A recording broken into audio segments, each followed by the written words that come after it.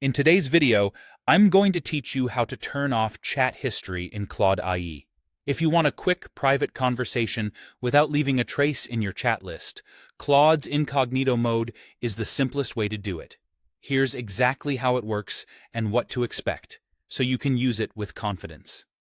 First, start a new chat outside of a project.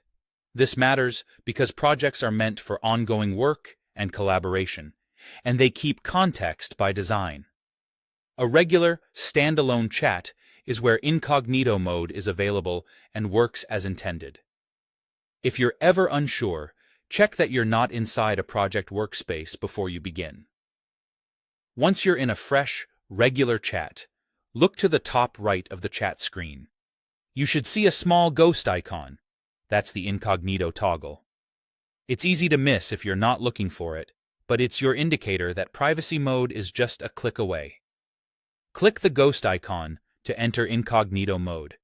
When it's on, you'll typically see a visual cue that confirms it, such as the icon changing state or a subtle label indicating you're incognito.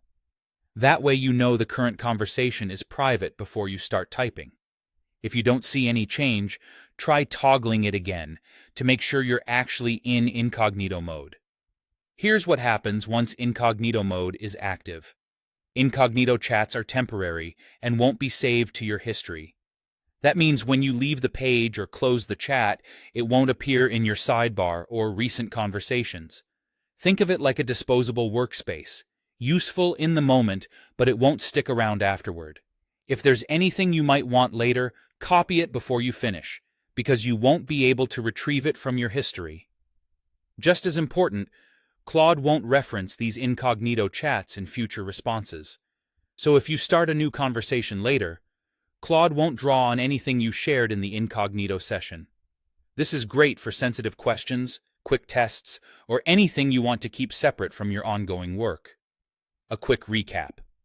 Open a regular new chat outside of a project, find the ghost icon at the top right, and click it to enable incognito mode.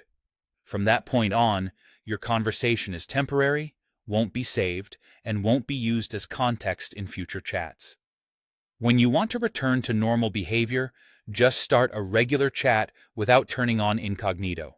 That's all there is to it.